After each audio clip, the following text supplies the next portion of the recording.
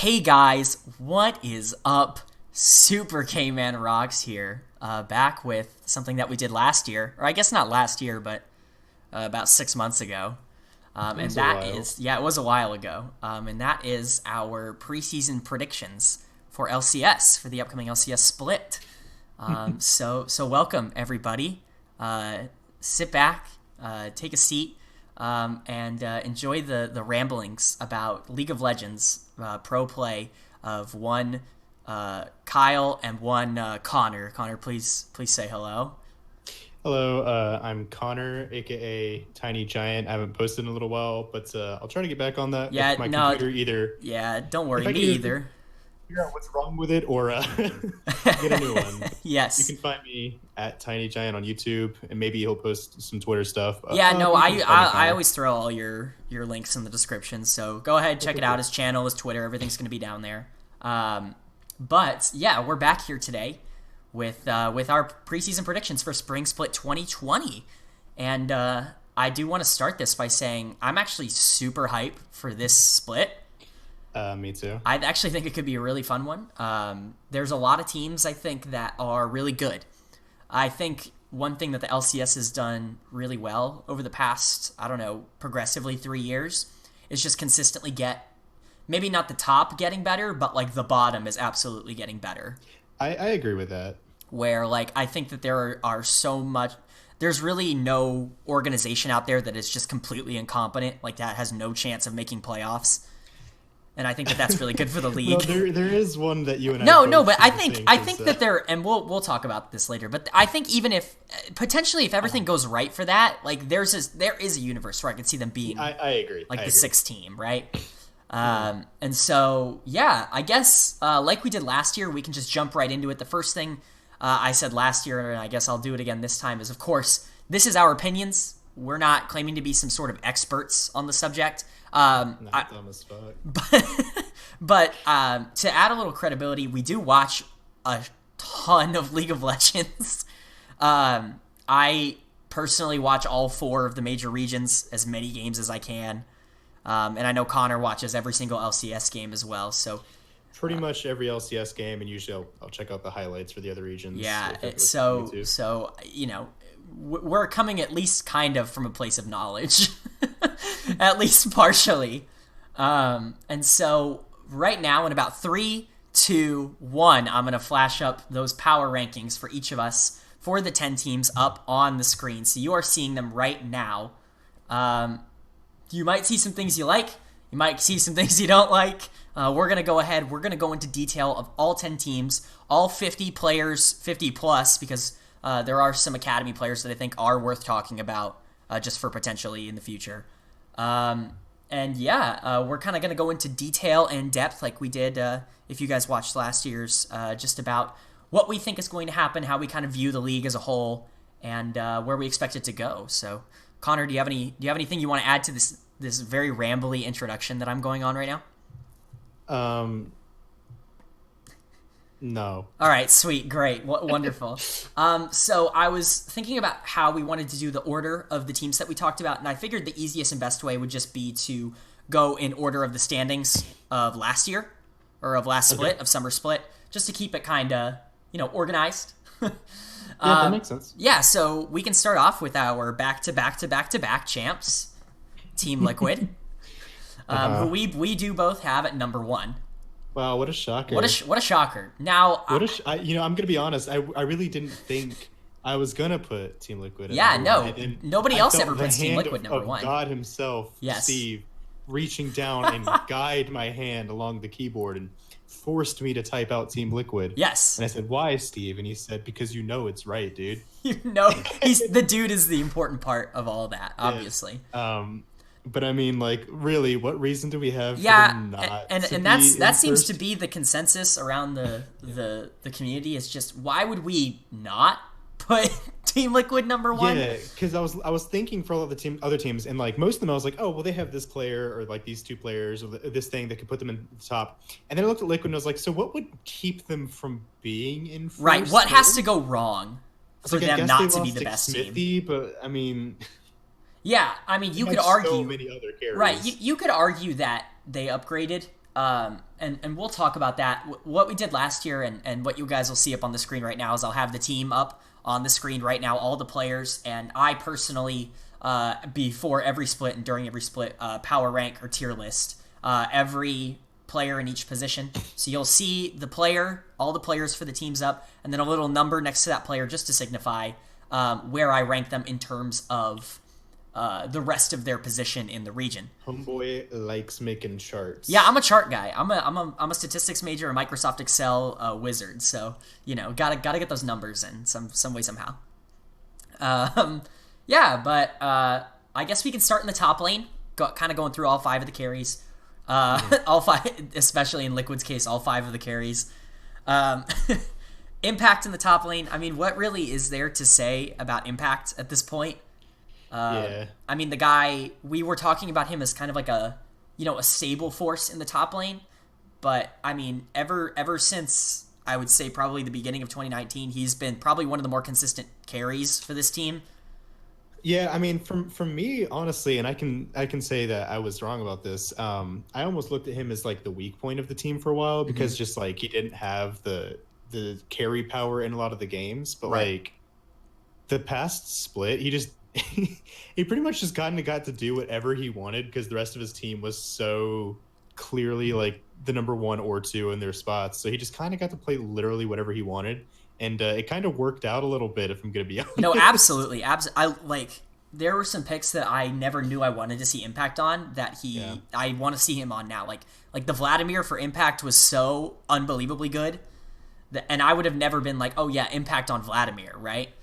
And it's especially weird because that's one of those champions who are like, oh yeah, it's Vladimir, everyone can play it, and then someone plays it really well, and you're like, oh fuck. No, and it's one of those things where playing as the weak side carry for him is so incredibly natural. Like he really requires no assistance at all. No, he's just gonna do his own thing. Yeah, and he'll be great in team fights, like every time. So I really have nothing bad to say about Impact. I have him as my 3rd ranked top laner. You could absolutely argue he's top 2. I would not really fight hard. If you were like he's definitely top 2, I would definitely understand. But I have him 3rd personally. I don't know. There's really not too much to say about him that hasn't already been said. He's just a really, really consistently great player. Yeah, and real quick, I'm gonna mention this to you as well as the audience.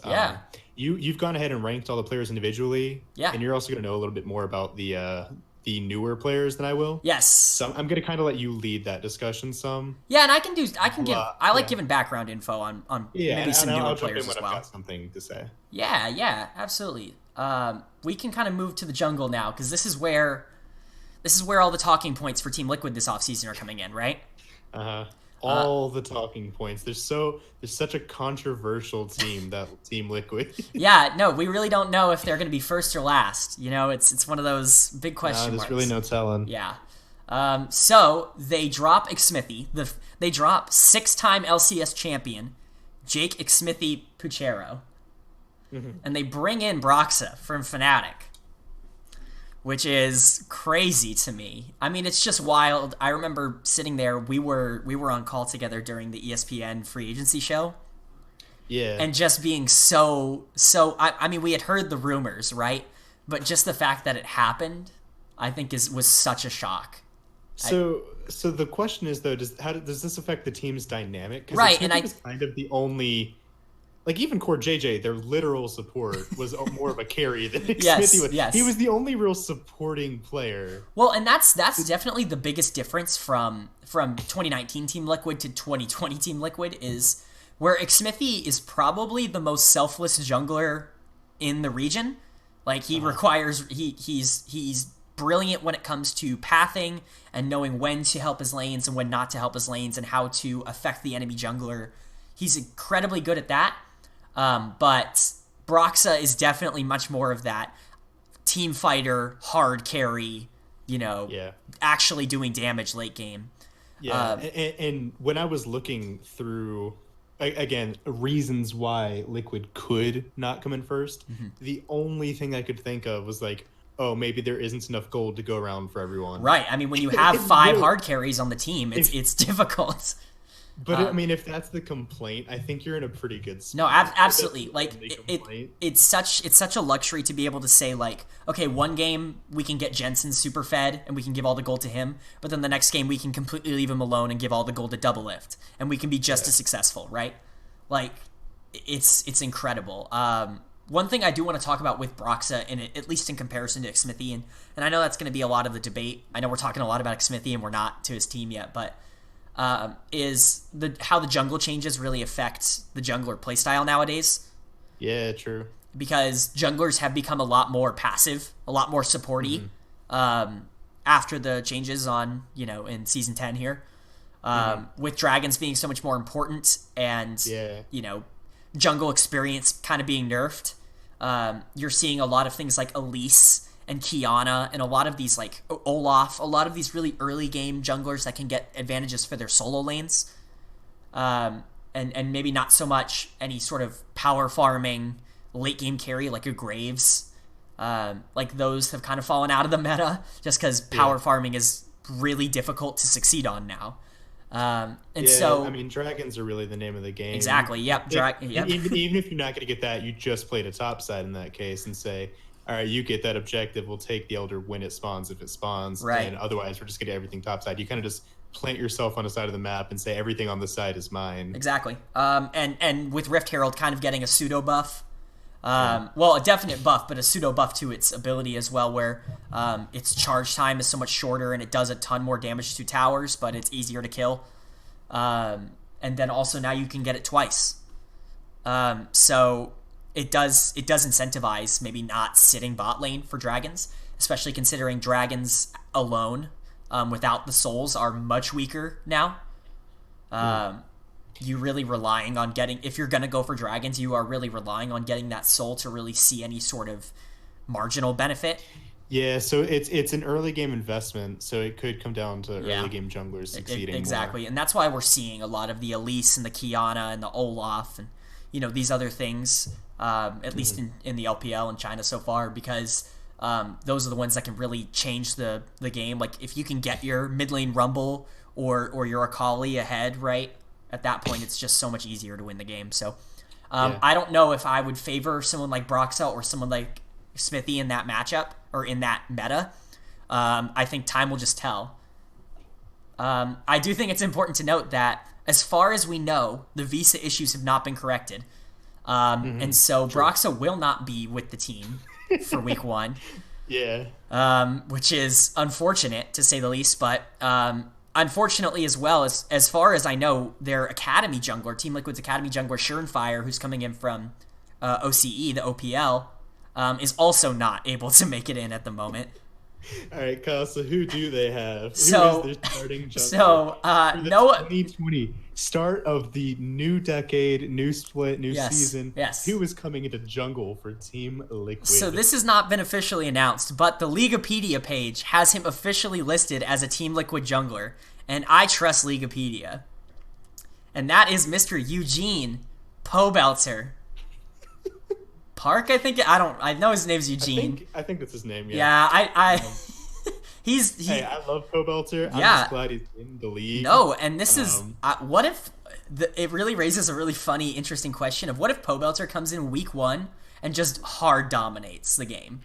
It'd be pretty funny. Like, could you bench Pobelter if he just like hard stomps week 1? Well, here's what I was gonna say.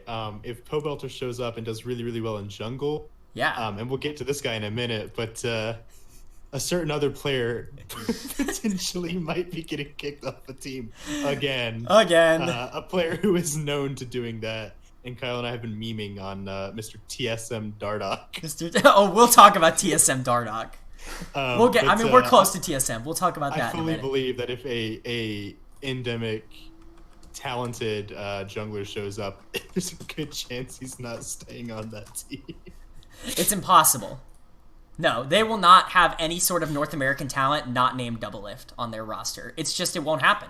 You can't convince them to do it. All right, should we move on to maybe? Yes, we can move on to Mr. Jensen. He's real good at League of Legends. Yeah, the guy is really good. Although he did try his best to throw Summer Finals. Uh-huh. I will never forget. I think it was summer. That was the one against Cloud9, right? Was summer finals? Summer. Sorry, you were breaking up a little bit. Oh, What sorry. was that? Yeah, summer finals was when they played Cloud9, correct? Yeah, because they played TSM Yes. in spring. Yes, I believe so. Yeah, so summer finals. I'll not forget the LeBlanc masterclass that he put on in Game 4, where he tries to engage. This is like late in the game, really close team fight. He tries to engage. He tries to assassinate, I believe it was Sneaky as LeBlanc, and he doesn't get it, and he has to flash out, right? And you're like, okay, whatever. Well, at least he got out, right? Mm-hmm. And then not 10 seconds later, he does it again and gets killed. And you're like, what is... Are you trolling, Jensen?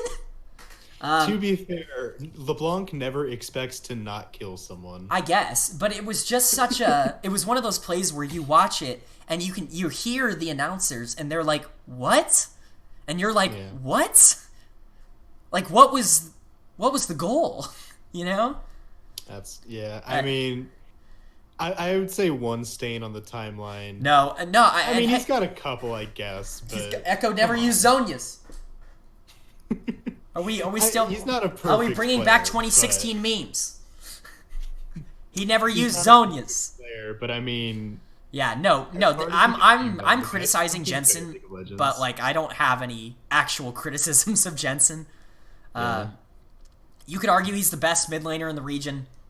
Yeah, he can kind of play everything, which is helpful. Very helpful. Mid lane meta, I don't like it right now. Oh boy, is it something! It's weird because there's like a couple mages and then like all assassins and stuff, and then I don't know. It's weird, but he can kind of play them all. So yeah, and we can kind of group the last two together. I would say, just because I feel like we've talked about them enough on this channel. I'm kind of sick of talking about Doublelift and Core. Skip them. Yeah, just the two best players in the region. Right? They're how that. Remember that time I said Jensen's really good at League of Legends? Yes. Yeah, that, but like times two, kind of. Yeah, no, I think these and Doublelift. He's been very active this offseason when it comes to interviews, which has been great for viewers like us. But I remember they just did LoL Esports just posted a roundtable discussion that Dash hosted with Doublelift, Afromoo, Golden Glue, and Meteos. Mm-hmm. And Doublelift was like, I hate being the villain. Like, everyone wants us to lose. Yeah, which is ironic because they're sponsored by Marvel and wear superhero uniforms. Yeah, it's so crazy where this team has come from, like, the Team Liquid memes. And I know a lot of, like, maybe newer fans won't remember, but, like, how atrocious they were for so long. Not atrocious, but just disappointing. How disappointing they were for so long. Yeah.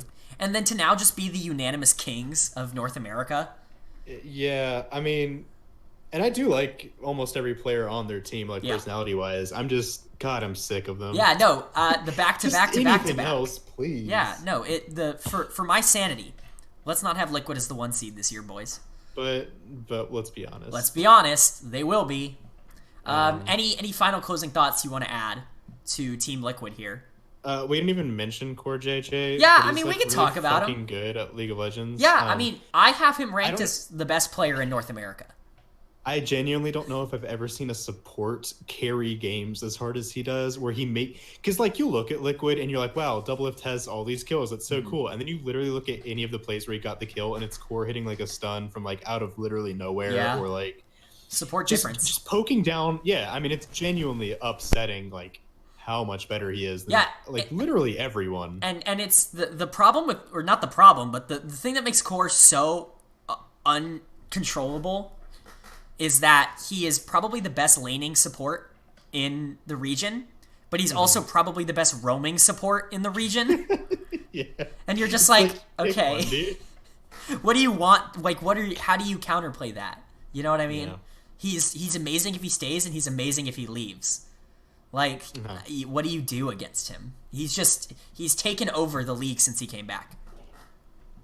All right. Yeah. Any closing thoughts about the Liquid roster? No, I mean, in all fairness, I don't want them to win, but they're going to. Yeah, you know I've how it just kind of goes. accepted it. I There's a can. little, I will say, depending on how the visa issues go, I can mhm, see a world where they do not end the regular season in first. yeah, I can see a world. I mean, obviously, it's not that crazy. That was what 2018 spring, the first year of franchising. They were fourth in the regular season. Then they just went on to win the finals against 100 yeah. Thieves. But yeah, I mean, I can definitely see a world where they kind of, maybe they're not quite as hungry after winning 4 titles in a row, right? Yeah, And they like, take their do foot you off the really gas. do you really need to? Yeah, right? If you guys are already going to make worlds, just give the trophy to someone else. Yeah. By the way, real quick, there's Yeah. a little bit of that static from earlier. It wasn't too bad, but it was just a little bit. Just Okay. letting you know. Is it still bad? I know, like, it wasn't bad. It's just like a little bit of it. All right. Well, hopefully that doesn't For- last. If I this can. is still in the video, we were having a weird issue. I don't know what it was from, maybe his microphone or something, but it was causing this loud staticky Yeah. noise. I'll so do my best to cut it out in post. Like I'll if try it comes to. back, that's what that is. Yeah, I'll try to. If I hear it when I'm in post, I'll just kind of try to drown me out a little bit. But yeah, yeah. Who cares? Who cares? I sound like a psychopath. Who cares? All right, so we can move on. We can move on to team number 2, and that is Cloud9. So Okay. this It's is an actually interesting one. shocking to me. Yeah, Do you want to go first? Do you want yeah. me to go We can first? talk about Cloud9. I say you go first because your placement for them is it makes a little more sense. Yeah. So I have him third, and Yeah. Connor is a lot more negative. But Well, I'll kind of be the positive one here, and you can kind of be the negative one. We can kind of Okay. split the hairs on that. I do think there are extreme positives here on this team. yeah, I agree. You have the best top laner in the region. I think pretty much unquestionably. Yes. He wasn't as good in summer, No. but he was still very good. Yes. And I think saying that he's not the top laner is probably wrong. Yeah. So yes, Licorice is there. Unless something happens, we'll see. And then when it comes to your other changes, yes, you are losing the MVP of summer, but you are replacing him with a good player, someone who is not just a bad jungler, right? In Blabber. Yeah. You're gaining Sven, who you could absolutely make the argument. Well, and I'll kind of group this together. You're gaining Sven and Vulcan, who I think at least together are unquestionably an upgrade. Okay. Where I think you could argue that Sneaky is better than Sven, but I don't think that there is any argument to be made that Vulcan is worse than Zazel. yeah. So I do think that is an upgrade in the bot lane. And then if you can just get consistency out of like Niski and Blabber, I feel pretty okay about this team. But I want you to give me some counterpoints. What are some things that can go wrong for C9 that can cause them to maybe fall a little bit in the standings? Yeah. So I'll start this off with saying, for the past 2-ish, maybe 3 seasons, I was a C9 fan. I always picked my teams based on the personalities of the team. So it usually changes every once in a while when the rosters mix up. And I don't know if I'm still going to pro for them this split. We'll see. But I really do think they will not be as successful. And the reason for that is, and you said it yourself, Licorice is pretty much guaranteed the best top laner in NA. But then, and I'm even looking at your list, no one else on the roster is much higher than middle of the table. And I feel like, in a way, that's kind of what they were like before, but you also are losing a lot of the big surprise, all or nothing creative playmakers that they had on the team before. And I can kind of go through that a little bit player by player, because I have thought of this one, and it's worth saying, for disparity's sake, and Kyle told me not to mention this, but I'm going to anyway. I did originally have them one spot higher on my list, and I moved them down one just for disparity's sake. I still don't think they're a bad team. I just don't think we're going to get the same kind of creative moments that caused C9 to win games. For example, Blabber, he's a good jungler, but I mean, and this could just me being critical because I've never really been a fan of Blabber, but like 7 times, 8 times out of 10, if he doesn't win early game, he tends to honestly kind of throw in the mid to late game. And I don't. That's correct. You might have different thoughts on that than I do. No, I agree. And it was always confusing me because they would keep playing, and my thoughts were always like, well, I don't think Sven's that much worse in the early game, but he's so much better in the late game. And I feel like that's going to be a big downgrade, especially with their players who, for example, Licorice's biggest strength, I think, is in his late game team fighting, and without some of that flanks. backup, I feel like he's going to struggle. Niski is a very talented player with an incredibly limited champion pool. So that's hey, I have an entire group currently in my mid lane power rankings that are incredibly talented players with limited champion pools. It's the green group in my mid lane tier pool. Numbers 4 to 6. You guys will see them later, fair.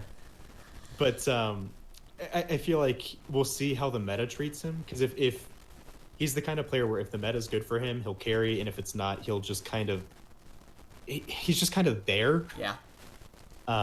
That's really all I have to say about him. He was on the team last year. I don't think it's going to change too much this time. Bottom lane. Honestly, bottom lane. I do genuinely think Sneaky is a better ADC than Sven. I think, to be fair, his last split he didn't do great. I think that's a fair criticism. We're talking about Sneaky or Sven? I guess we're talking about both. Sneaky. Both, but I'm Sneaky. Yeah. Keep in mind, before Doublelift retired and joined Team Liquid originally, he had probably the worst split of his life, and people thought he was done forever. People have a bad split. It happens. Yeah. And I think we could probably make an entire video talking about Sneaky. But I think it'd be better to just kind of stick on to what they do have now.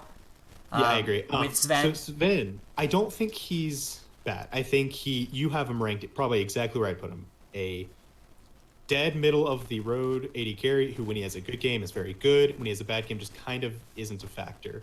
Yeah, and I think that's a fair way to put it. I would like to ask you, because obviously this is the stigma. How much of Sven's problems and his struggles since he's come to North America are you willing to put on the TSM banner? Maybe similar in a situation to someone like Sven Skaren, who as soon as Sven Skaren, got to Cloud9, just completely broke out of his shell, became a league MVP and went to World semifinals, right? Well, if that's the case, I'll take it all back.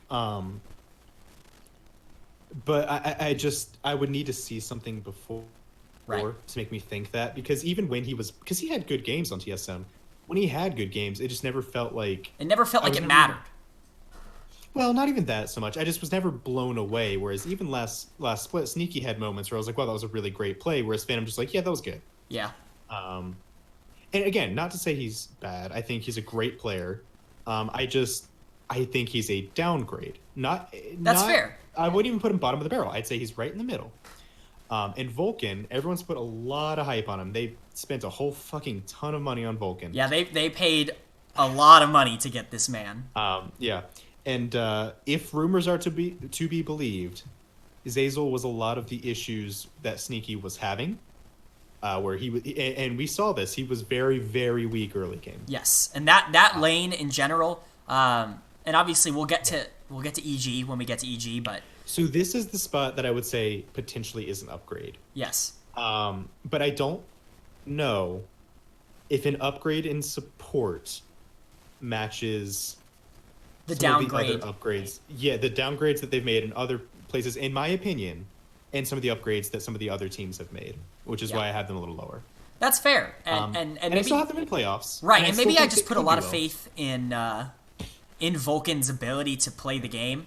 The way it feels to me right now is it kind of feels the way when a couple years ago when Korea was like on the top of everything, and we'd have like TSM play a Korean team, and they just get their asses kicked, and we're like, well, we're playing the same style as them. Why are we not doing great? Right. It was because we're copying their style. We're all good, decent players, but they're just kind of better. Yeah, and they were better at it. Yeah, we might win the one-on-one in like one lane or something, but then otherwise it kind of fell apart, and then they just kind of steamrolled us. And that's kind of what I feel C9's in a similar situation with, where they've got one really, really strong player, and everyone else is kind of okay. and without and they, to be fair, they were kind of like that before, but because of the team's players, they were always the team that would pull out the dumb shit, you know. Right, and one thing And I mean that as a compliment. one thing I would like to point out, and I know Yeah. we're talking about this team like it got more safe, but I would argue that this team got more aggressive with the moves that it made in the offseason. More aggressive, but less creative. Yeah, I can agree with that. Like switching out Sven for Blabber. Blabber is an incredibly aggressive early game jungler. And he tends, when he gets on champions that he's good on, things like the Kindred, things like the Nocturne, he really, really does damage. And he can really change a game. And then someone like Vulcan is just the complete opposite of Zeyzal, in the sense of Zeyzal was a bad laner that was a good shot caller and a good team fighter, where Vulcan is arguably the second best laner of all supports in the region. And you're just adding a little bit more agency, I think, to the lane, which could work really well in the current meta of early game matters a lot right now. Yeah, and we'll have to see, because that will affect things. Right. I more put them lower just to signify I don't think it's going to be as good as they were. And I could be totally wrong. We'll see. Yeah, and that's right. We'll see. see. That's the best we can do here. So, yeah. Any closing thoughts to add about Cloud9? I mean, feel like I pretty much got it all. I know you're curious about that you're pretty curious about. But I think I think that's all I have to say about that one. Yes. So we can move on to the final Worlds rep. Oh wait, they're not in the league anymore, but they are under a different name. Let's talk about Dignitas. Wow. Let's talk about Dig. Is there any way to talk about this team, especially because we haven't talked since the offseason news happened? Is there any way to talk about Dignitas without acknowledging the $2.5 million extension that Huni got?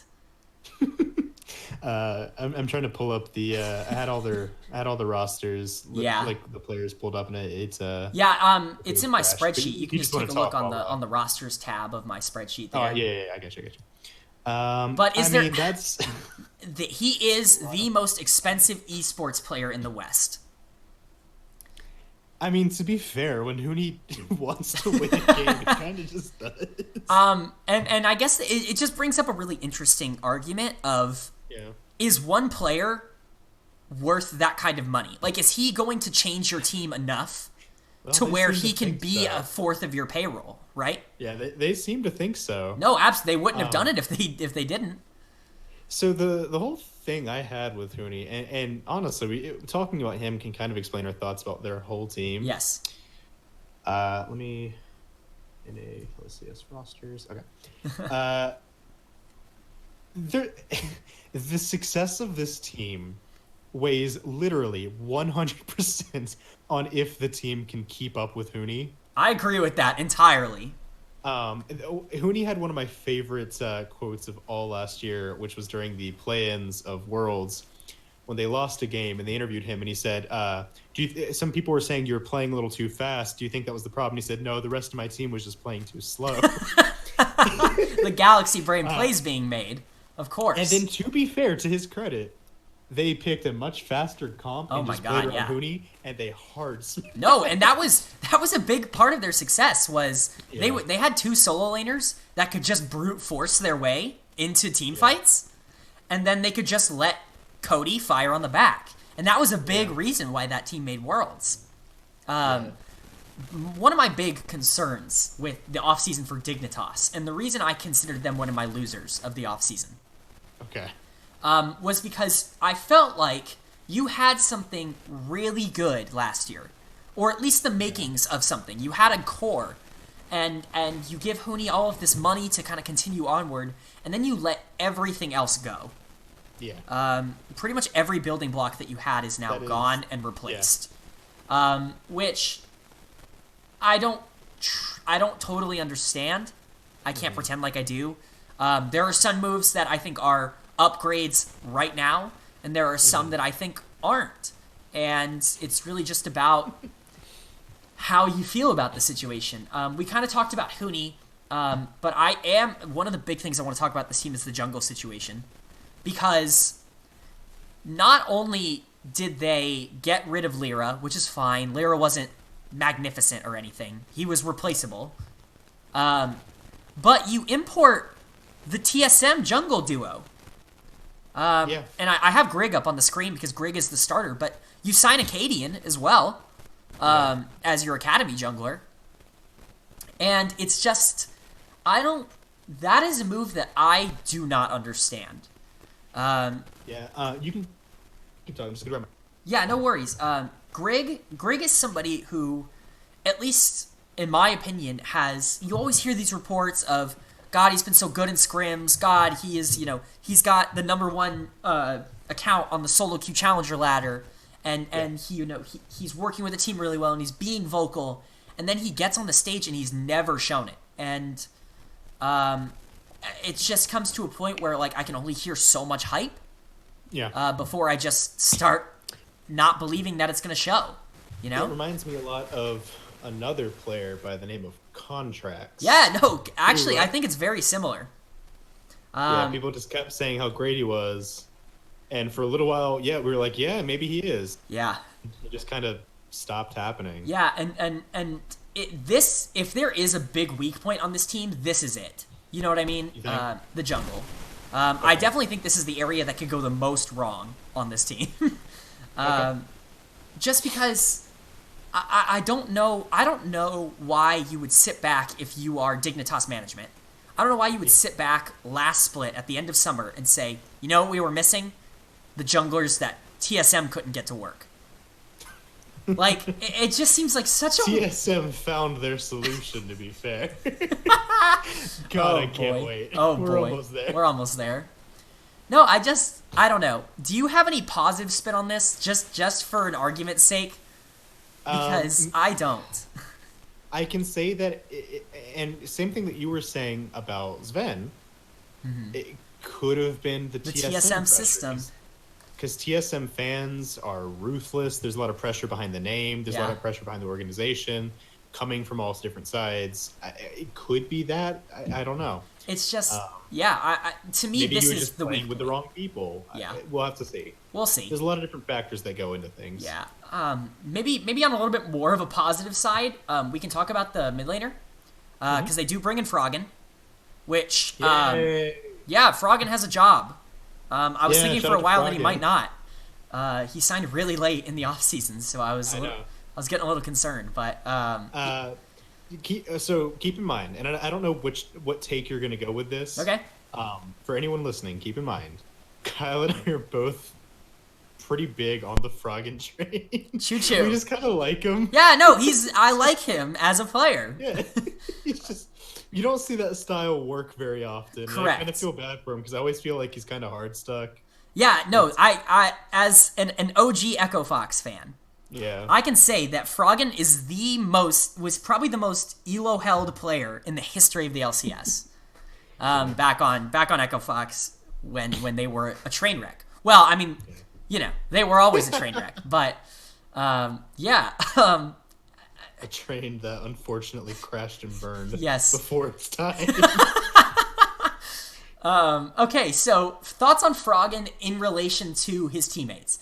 Thoughts on the solo lane combination of Huni Froggen. Okay, so this is what I was trying to say earlier with Huni, and I think I can tie it in a little now and talk about both of them. Right. This is going to go one of two ways. Either one, Huni's going to fight all the time, and he's going to die 10 times, and Froggen's going to be like, well, I can't do anything. Or Huni's going to get one kill in lane, and everyone else in the game is going to be 0-0-0, and then he's going to show up mid, and then him and Froggen are just going to win. Now, I want to ask you, if you're paying Huni $2.5 million, if you're Huni and you're getting paid $2.5 million, it's your team. Right? At that point, it's your team.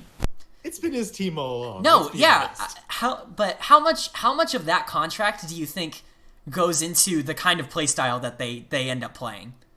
I mean, it genuinely just comes down to how many times does die. Correct. Because if it's which could be a lot. if it's a low number, I feel like this team is going to be pretty unstoppable. Yeah. But I will say, one thing in Hooney's favor is the meta is, like, the perfect Hooney meta right now. oh, you're not wrong. Like, two of the best picks right now are Rumble and Lucian. And so, I mean, this is his dream. Of he can just pick his best champions every game, and he'll be fine. To be fair, Hooney's biggest problem a lot of the time isn't like the meta or like him not playing well. It's that he'll take a fight below half health against an opponent who's at full health. Yes, correct. And He's a maniac. He is a maniac.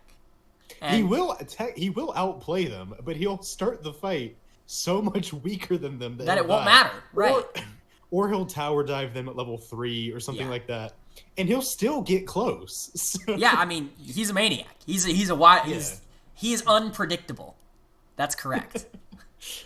So it just comes down to, I think, does he not die? Yeah. And can Froggen back and I guess tying back in, how much does Grig matter to these solo lanes? Like, because I feel like these are lanes that are going to be pushing. Well, to be fair, I think that could be beneficial because it lets him commit to the early game dragon to try to invest towards that soul. Because some of the dragons are a little weaker now, but I think Cloud and Mountain, I personally think, are both much stronger than they were in previous seasons. So, like, I would genuinely say there's no dead dragons. Any dragon is good, at least if you get the soul. Especially Ocean Soul. But yeah. But I mean, if Hooney gets, I don't know, 2 mountain dragons, that's 16 armor and MR, and it's just that much harder for him to die. Yeah. So. that's the dream. Just make it harder for Hooney to die. I mean, we've heard of funnel comps, but funnel through the top there's lane? always the protect. Yeah, there's always like the protect the Kog'Maw comps, but I'm thinking maybe, I don't know, go all in on the Rumble or something. Yeah, Rumble all in on the equal. I want to see the Jarvan Rumble comp 24/7. To be fair, Hooney doesn't have to kill all of them. He just has to get them low enough for Froggen to finish. That's them. Correct. Which is why I think there is hope for this team. Yeah, and one of the big benefits of Froggen, I think, is he's got the biggest champion pool in the world. Yeah. I mean, he can play everything. Yeah. We've talking about the team as if it's already decided, but we have 2 more players. That's correct. And one of them I'm really excited to talk about in Johnson, the AD carry. And I know I do not know anything about this guy, so I'm going to let you go. That's fair. No, I'm very excited. I've heard nothing but great things about him so far this offseason. He has, I think, 4 accounts in the top 20 of Challenger as an ADC main, which is crazy. And pretty much everyone who's played with him in solo queue has just raved about how incredible his mechanics are.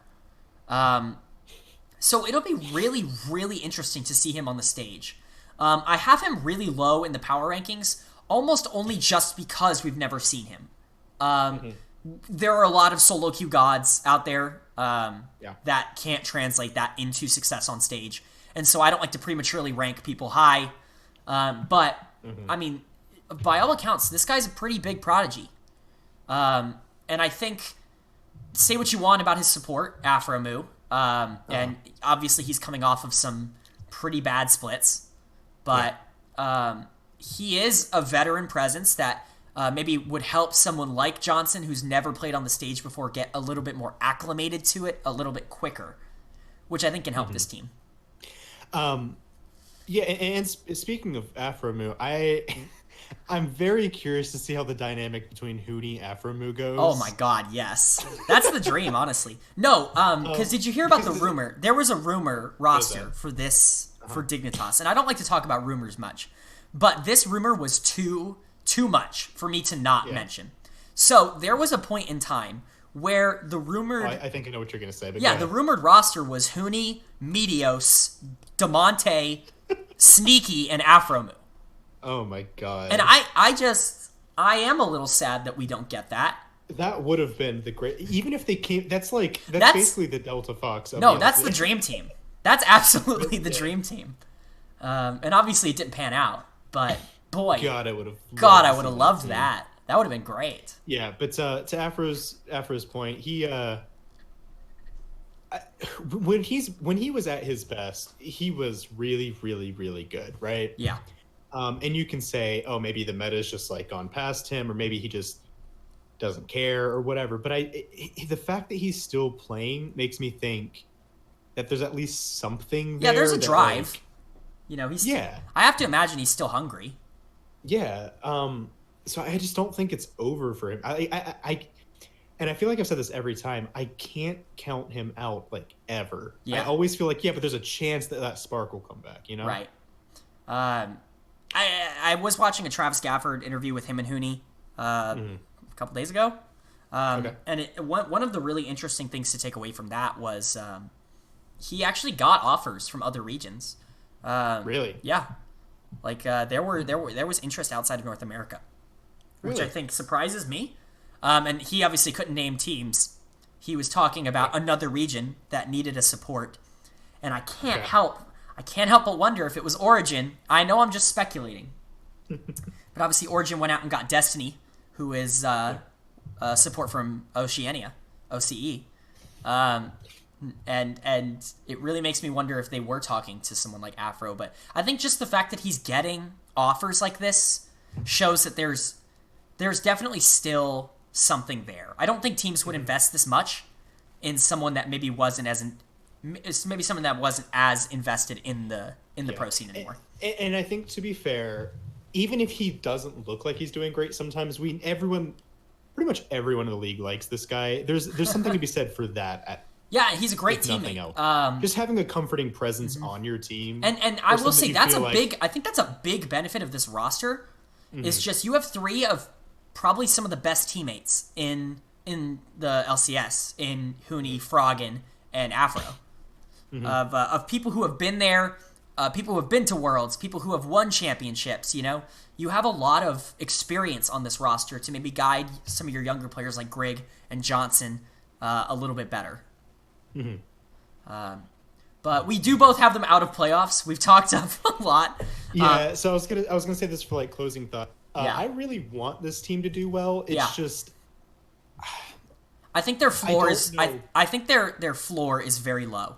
I think this is this team has a lot of variance. I think there is a potential that this team could finish top 4, and I think that there is a potential this team could finish as low as 8th or 9th. Exactly. And I just didn't know where else to put them, and I was like, I don't know where to put them. I'd rather put them low and be surprised than put them high and be disappointed. Right. And I think that's probably the best way to put it. Is I don't expect them to be great, but I think that there is a chance that they could be, right? That everything here could work. All right. Any closing thoughts there?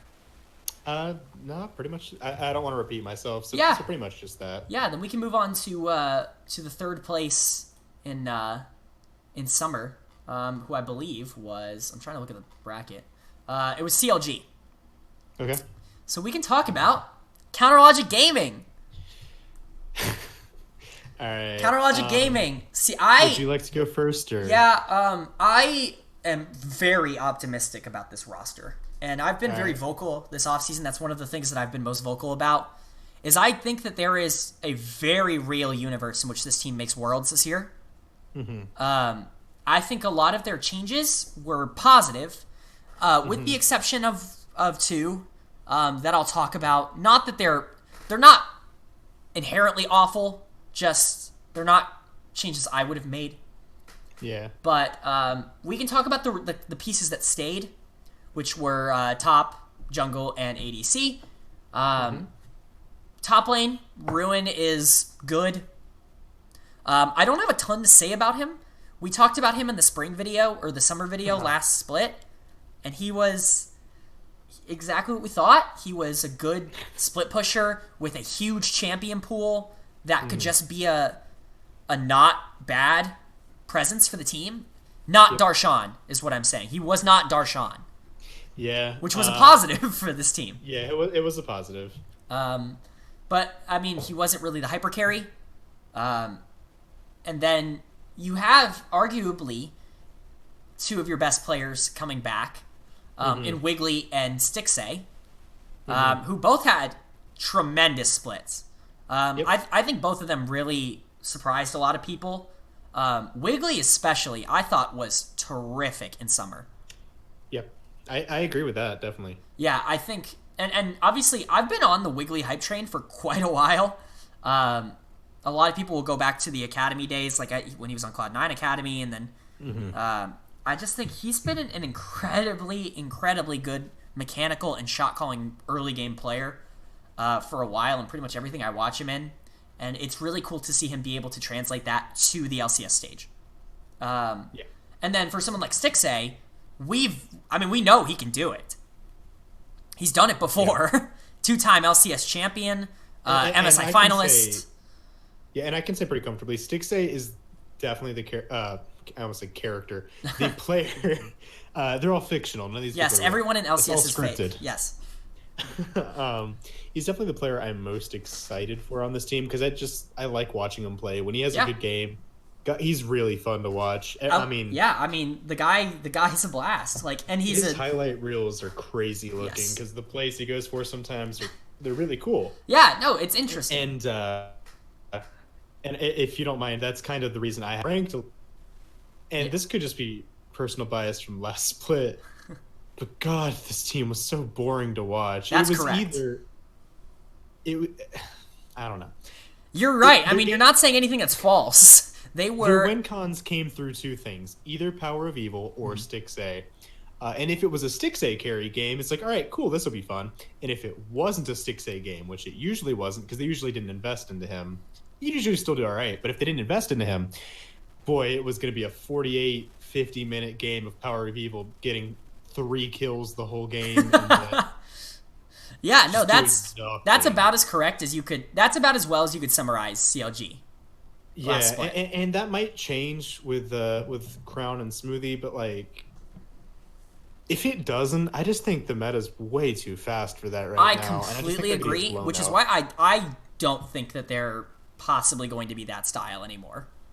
Yeah. I would be shocked. I want to be proven wrong on this because and again, like I mentioned earlier, I pull for teams based on the players who are in them. Yeah. And back when CLG was winning they won their 2 back-to-back splits, came in second at MSI. That's when I was pulling for them because I really liked the big crazy plays they'd go for with the Aurelion Soul roaming bot.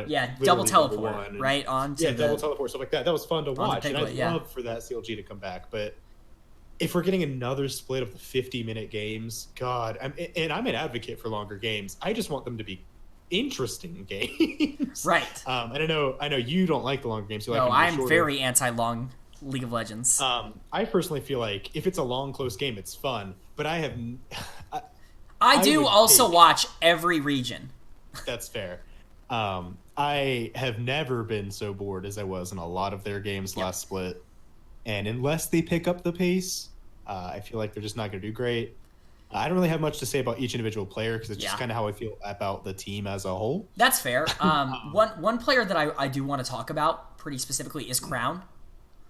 Because I think that this is a really interesting addition for CLG. I think it's Crown would. I don't think anyone's going to question Crown's mechanics or ability to play the game. He's a world champion. His resume is ridiculous. But one thing that plagued Crown on Optic, one of the big problems for him, was his lack of communication and his lack of ability to synchronize with the rest of his team. Yes. And that is a little bit of a worry here. Again, you have no other. Well, you have Ruin, so you have another Korean, and then I believe they got Song as their coach. Golly, I don't remember. Let me look that up. I don't. It's one of them. It's they got a coach. Be right back, folks. Yeah, BRB. This will probably be cut out, but I'm just checking. All right, we're back, and yes, it was Song. They did pick up Song. So a Korean coach could be positive for Crown. But the big barrier that I think, at least for mid laners, is you have to have, especially right now, that mid jungle synergy. Yeah. You gotta roam a lot. And I think obviously both Wiggly and Crown are tremendous players, and I think you could argue or not argue whether or not Wiggly is an upgrade over Meteos for Crown, because I think they are very close. And to your point about the mid jungle, Yeah. And again, we are not nearly at the level of these players, but I personally do not like this meta at all as someone who primarily plays mid, because a lot of the champions I pick don't shove in, or they don't beat a lot of the current meta champions. So I'm just like shoved into tower doing everything I can all game to not get roped. Yeah. And it doesn't feel good. Yeah, that unless passive playstyle just doesn't work anymore. No, and it's not by choice. It's like whatever team gets more present a lot of the time is getting those early objectives. Yes. And as much as the jungler just showing mid can sometimes result like in a dragon or in a herald, that if you show, you have to back off because the risk of dying in the current meta is pretty explosive. Yeah. So that could be a big factor. Yeah, and it's just, how does this team adapt? I think that's the biggest talking point, right? Is this was a very slow, very methodical team last split, and how do they adjust? I have faith that they will. We haven't talked about the support trade yet because we haven't gotten to TSM, but we can talk about the 1-for-1 swap, at least from CLG's point I like of view. Smoothie. Yeah, and as far as I heard, there were a couple reasons why they made this trade. Okay. I was very against this trade. I have not heard this, so I'm curious. I was very against this trade, as I think I've been vocal with you and on Twitter. And I did not understand why CLG would do this deal. They ended up trading Biofrost for Smoothie, straight 1-for-1. And I know some people got access to CLG and got some interviews in, and Weldon was very vocal in saying things like, okay, one of our biggest concerns, especially after losing Power of Evil, was we really had no one on the team that was vocal. We had no one who was a loud voice who could just command in team fights, right? Because while Bio is a decent shot caller, he's not a natural primary shot caller. He's very quiet naturally. And when you have a lineup of Crown, Wiggly, who's not the best late game shot caller, Stixay, Ruin, like you're not looking at people who have very, very big voices in comms.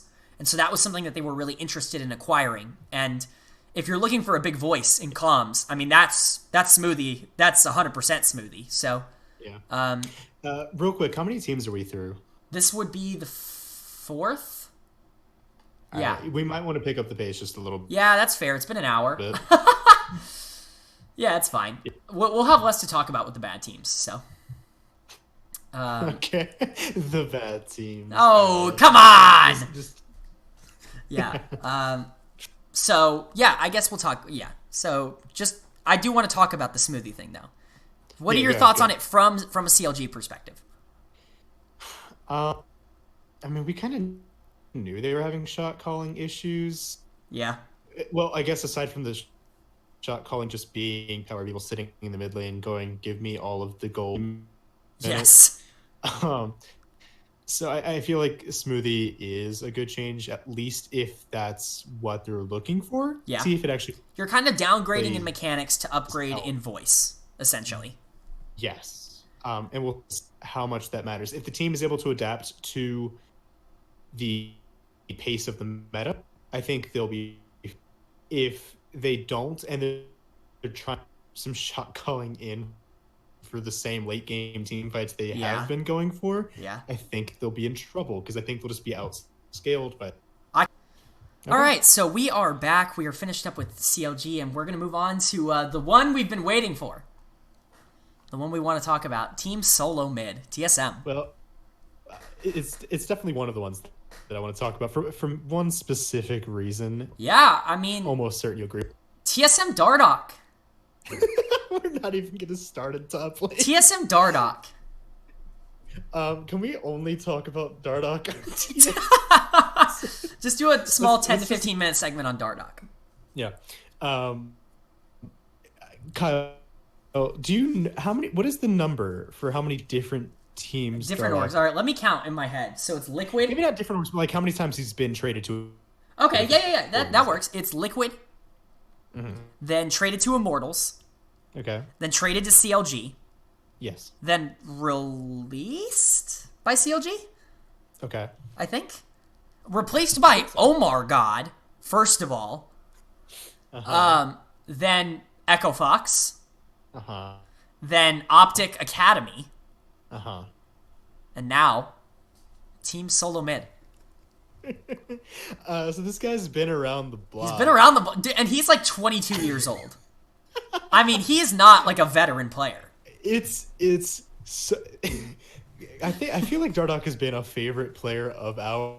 Oh, Just because oh of the my fucking funny God. he finds.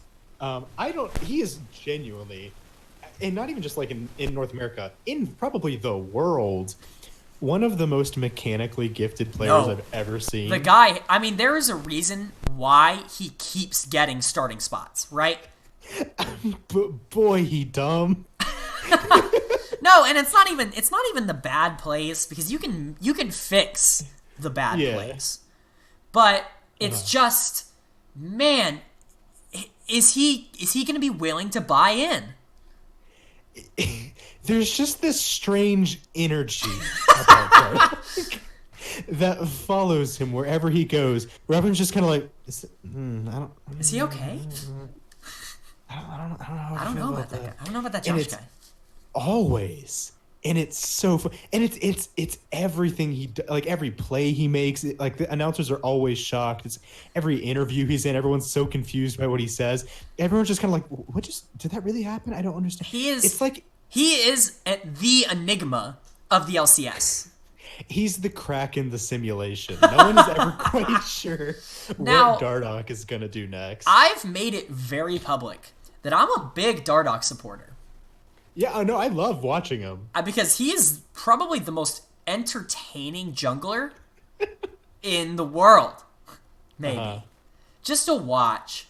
But I guess on a more serious note, how does Dardoch fit into this roster? And I guess we'll talk about the roster before we just kind of spend all of our time talking about Dardoch. Okay. I really want to, but you're right. Yeah. So we can talk about Broken Blade, because He's fine. All right, now Dardoch. I don't know. I like Broken Blade. I don't know what you're talking about. He's also crazy. I would agree with that. He's Broken also wild. That's part of what makes this funny. Yeah. Is that we're so used to TSM, and they're really not like this even a little bit anymore, being so slow, So passive. so boring to watch. Right.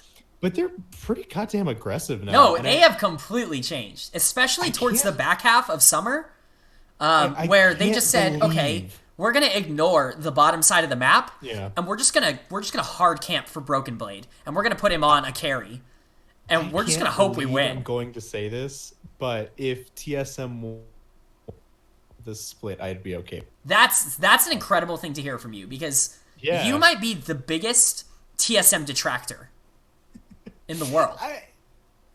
I'm glad you used detractor and not hater, because I don't want to say I hate him. No, you don't hate anybody. You've never met these people. No. But God, they used to have, and this actually became CLG, ironically. Yeah. It's pretty much the only games that I would actively not watch. Yeah, I'd be I mean, like, 'cause "It's they a were TSM slow. game. They were It's gonna be 50 unbelievably minutes and slow. We're gonna win. But so I already knew the outcome. I knew how long it was gonna go. I would just skip it. Yep. But now, I mean, Now they're Broken crazy. Blade, Dardoch, Bjergsen is a combination. No, there's some never in shit my that could go down life- with these three players. I'm excited to see, because that's an aggressive ass team. Yes. The upper half of this, the whole map. Yeah, no, the honestly, whole map is willing to make plays. Yeah, that's really all I can say. Broken Blade is he's a very aggressive, when he wants to be, top laner who has very high highs. Yes. That's about how I would. That's Amazing. fair. Yeah, that's fair. I think he wasn't quite as good in summer as he was in spring. No. But yeah, I mean, he shows flashes of being good.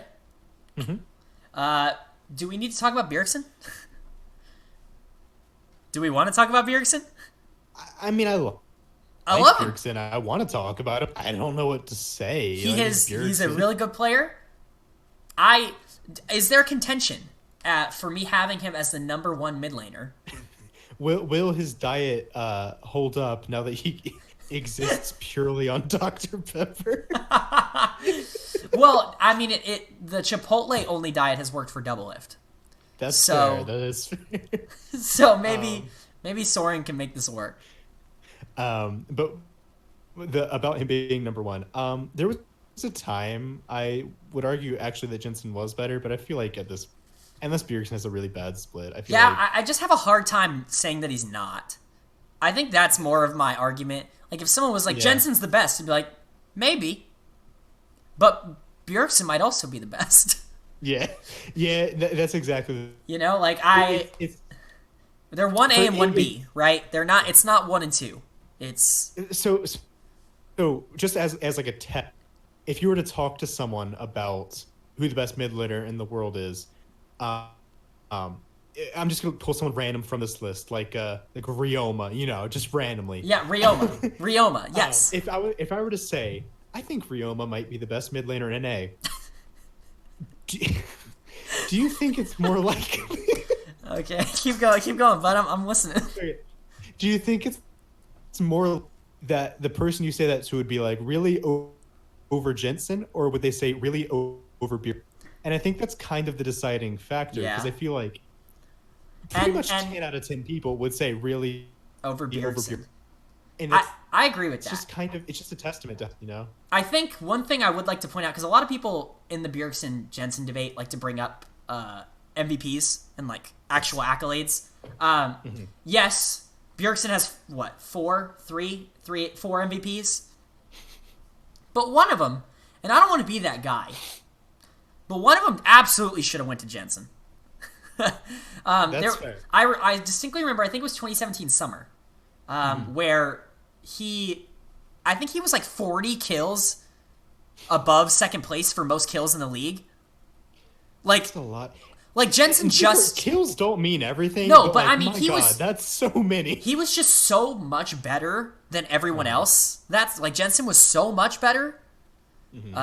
So I don't like that argument of like MVPs, because I do think the system was a little weird, but it's just Bjergsen has to give me a reason for him not to be the best mid in NA, and so far he hasn't given me that reason.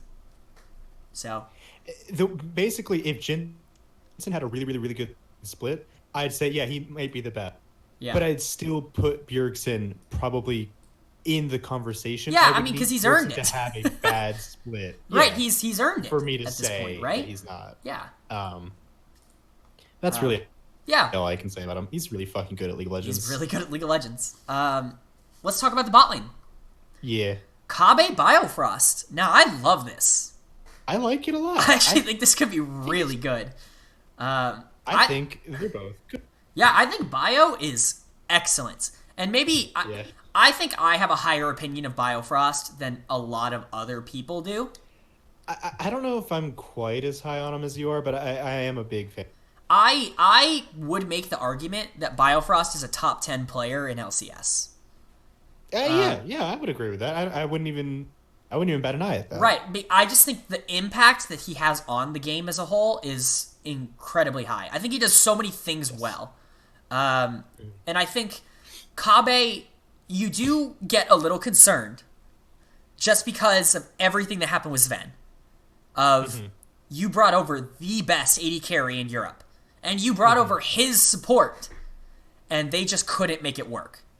Yes. They couldn't get to that level that they needed to be on. Even though they kind of were close. A lot of people forget that they had to be reverse swept in 2019 finals, spring finals. But they never hit that height, right? Now, I'm not sitting here trying to make the argument that Kobbe and Sven are wildly different players. Because, I mean, if you pointed a gun at me and said, how, like, are these two players completely different? I would say no. Like, they're relatively similar players, coming from similar backgrounds. I will say that this TSM system is a lot different now. This team is a lot more aggressive than I think Sven's was. And I don't know, something about Kabe, and after that Worlds run with Splice, where I think I became a believer. He had been, to me, a top 3 to 5 AD carry in Europe for probably the past 3 years on Splice. Even when they weren't good, I felt like Kabe was always producing. And I really got sold when he showed up on the world stage, when he actually came there, and when no one thought he could get out. You know, Splice wasn't even supposed to be at Worlds. They were the 5th seed in the regional qualifier, which they won, and then they go on to get out of groups. It was crazy, right? Like, no one saw that coming. And I think that's a big credit to how good Kabe was there. And so I don't know. I'm very, very optimistic about this bottom lane. I'm optimistic about the whole team, and I agree with everything you said. I don't want to get too much into the European bot lane thing, because it's just going to make me think of G2, and I'm just going to get sad. But otherwise, I agree. I hate to say it, but I'm hyped for this team. I know, I am too. It's crazy. I never thought I'd be hyped for TSM, but TSM Dardoch makes you feel weird things. TSM, and we were talking about this. I don't even know if you remember this. We were making kind of bets on how long we thought this would last. Yes, we're like, it just seems so out of place. Oh my god! Never in a million years would I have guessed, out of all of the players, out of all the orgs, like, this just seems like the exact wrong match. But I'm so ready for it to happen. Would it be weirder if he showed up on TSM now, like how he normally does, or if he showed up and just like totally mellowed out? Oh my god, I don't know. I really don't know if he just becomes a ward. Like if he became TSM totally Ward, right? The meme. Yeah. Oh my god, I have no idea. I think I don't. Oh, it's weird. I want to ask. Right? I want to ask genuinely. Do you think this works? Yeah, I like. Yeah. You think this is the situation? This is the one. I like it. I genuinely do like this team. I'm big on them. I have them placed pretty highly. I think I have them second. Yeah, we both do. I like this team a lot, actually. Yeah. And I hope they do well. I do as well. Honestly, I've never cheered for TSM ever, but I like this team. Yeah. All right, moving on to one of our other new orgs in Immortals. A new org, brand new, never heard of them. They've never existed before. Not a single time. I can't. You know, they remind me of another team, though. There was no team that went to Worlds and Cody Sun tried to make a play on Tristana. That never happened. It never happened. Yeah, okay, let's talk about Immortals. Because, boy howdy, have they been a talking point of the offseason. Where did I put them? I'm trying to remember. You put them 9th. Along with me. It wasn't high, I know that much. You put them, we both put them 9th. Yeah, are you... Okay, so I guess we can talk about the players. We can start in the top lane. Okay. Soaz. Okay. Soaz. Yeah. Misfits was a disaster. I mean, I have no other words for that. You know what I mean? I don't know why that was their choice, but... And this goes... And we'll talk about Ica when we get there, because he's been a big focal point of the offseason for a lot of people. But Zabutein definitely has a lot of control in forming this roster. And you can see it. Zabutein, for people who don't know, the head coach of Immortals, was the head coach of Optic, used to be the commissioner of the French National League. Like he was the guy for French League of Legends, right? And so you start to look at their imports, and you look at Soaz, who's French, and you look at Ica, who's French, and I'm not trying to say he's playing bias, because honestly, if anyone would know how good these players are, it's Zabutein, right? I wouldn't even say it could be biased, but like, I'll let you finish your thought. Yeah, it's just that is, you can absolutely see the thought process in the creation of this roster. It could also be a factor of comfort, I guess. Yeah, trying to create that atmosphere, right? Smithy. Yeah. I like it. No, what a great signing for a new org. Yeah. Like, genuinely. I think, what an excellent player to come to a bottom tier team.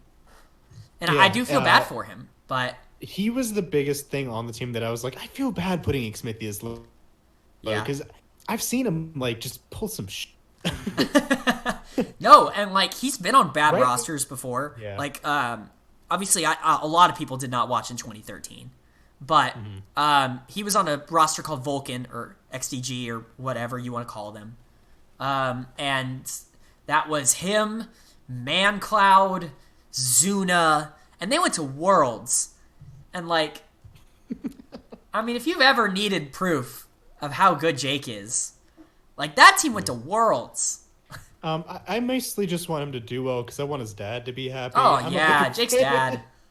Yeah, shout out to Papa Smithy. Papa Smithy. No, not Papa Smithy. That's a different guy. We will talk about him later. Yeah, But- good for him, by the way. One of the But I just like Xmithy. Yeah. Well, and I guess we'll talk about this kind of as we go through the players here, but we can talk about Ica. Let's talk about Ica because that's the talking point, isn't it? You handle this. Yeah. You have something you want to say. So he is part of the what I call the terrible twosome. And it's not me that hates them. I want to preface this because I might come off like I'm part of this group, but I really am not. I don't have a problem with them being in the league. But a lot of people are upset that someone like Ica has a role or a starting spot in LCS as an import non-endemic player, and someone like DeMonte or someone like Pobelter does not have that spot. I can't imagine being one of those people. You know, I can't imagine being upset that Pobelter and DeMonte do not have starting spots in the LCS. You know, Especially after DeMonte went to Worlds. No, he didn't. He didn't kill it even a little bit. He was not the highlight of that team, even a tad. Yeah. Who cares? No, but I don't know. It just like I explained, Zabutin clearly had a lot of play in how this team was constructed. Yes. And for what it's worth, Ica could be fine. Yep. I don't like this narrative that's being pushed where he's some young up-and-comer. Because I guess people just forget that he played in the EULCS like 5 years ago and wasn't very good. And he's been in the French National League ever since. But, you know, it's been time. Like, he could be fine. I'm not saying he's not a starting caliber He could LCS be great. We don't know. I don't know. You know? Yeah. I know that you don't know. That's all right. Can we talk about the bot lane? Alltech. Yeah. Alltech. It's just such a weird signing to me. I don't know. That one definitely came out of left field to me. I did not see that coming at all. Just because we haven't seen Alltech in like what was the last time we saw Alltech? I think it was Echo Fox. That is a yes. Wasn't I it? want to say yes. I'm going to say yes. That was the Hooney Dardock Phoenix Echo Fox team. Can you hear my chair squeaking in the background? I cannot. Okay. Yeah, no, yeah, Alltech is on this team. Hakuho's on this team. Hakuho's good. I like Hakuho. Hakuho's a good player. He's a great laner. I wouldn't. I don't think anyone really considers him a star, but I like Hakuho. The fact that he's been around this he's long a great. I mean, hey, if I was like a top 5 team with Hakuho as my support, I'd feel good. Yeah, I'd be like, you know what? He's not going to let us down. Yeah, he's good. You know, I'm happy to have him. But it's the fact, and this is the big thing with Immortals for me, and the reason why I rank him so low. With the fact that jungle is getting nerfed at least to its carrying power, and then obviously support's not a big carry role, you don't have a carry on this team. Because you have Soaz, who's kind of praised for being this really good weak side top laner, where you ignore him and you don't dump resources and he just kind of doesn't die too much. And then you have guys like Ica and Alltech, who you wouldn't really be like, oh yeah, that's who we want to invest our gold in. Well, I mean, I guess we'll have to see because someone's going to have to step up. Right, someone is going to realize have that. to carry games. So I we'll just have see. no idea who that is going to be. That's the same problem I ran into. Yeah, I just think their three carry positions are their worst three positions on the Rift. So, sorry. Yeah. Any closing thoughts about Immortals? I think you nailed it. I just really looked at that team. Who wins the game for you? Yeah, you have one of the top tier players in LCS, and don't get me wrong. Yeah, League is a team game. One guy really shouldn't win the game, especially not at that level. Right. But you need at least someone to lead the charge, and I don't really know who that's. You don't have some like, and for me, it's gonna have to probably be Altic.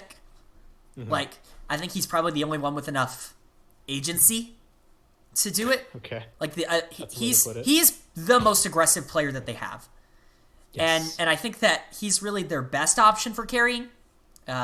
Obviously, whatever happens with Ica happens, but I don't know. Smithy has to go somewhere. I just don't know where that is. All right. So that, I guess, wraps up Immortals, yeah? Mm-hmm. All right, then we can move on to the Golden Guardians. Oh, boy. Oh, boy. Wow. Can we... I don't want to wait. Can we talk about it now?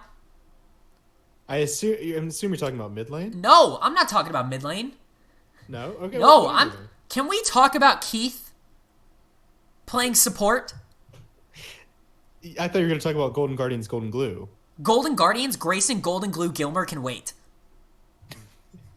What is that? 6 Gs? Golden Guardians, Hexa G Grayson, can Golden Glue, Gilmer. That's the 6 Gs. Hexa G can wait. Hexa G can wait. We got to talk about Keith McBrief. Okay, Keith McBrief. What? What the fuck? Like, I don't think I'm smarter than the people that run these organizations. Okay. But when you watch their roster announcement video, yes. Have you seen it, by the way? Yes, I believe it's like they basically documented and recorded the whole off-season process. Yeah. And they really, really wanted Vulcan. And they didn't get him. Uh-huh. And then they really, really wanted Hakuho. Uh-huh. And they didn't get him. And so they called Keith into the office and said, we need a good pair of hands. Do you want to play support? And he was like, sure, whatever. And that's how it went. That was it.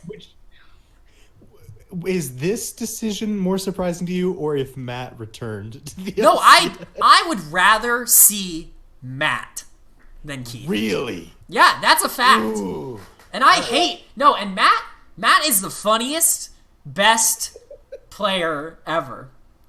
Who, shout out to Matt. He is on an academy team. He sure is. He's but still around there. Even your academy support in Huhi, I would rather see Huhi than Keith. Right? I think you're just really undervaluing Keith McBrief. I mean, basically what they said in their video was, there are no good North American supports. So we need to convert an 80 carry to support to be good. Mm-hmm. Huh. It's just, this to me, if you had to ask me, what is my biggest, like, flame of the offseason? Yeah. It's Keith. No question. I think you're undervaluing a man who on January tweeted, my mid laner doing a no shower challenge for a month. It's already 10 days in, but he smells better than me. I assume he's talking about Grayson. Hexagy? Yeah, Hexagy, sorry. He will only be referred to as Hexagy on this channel from now on.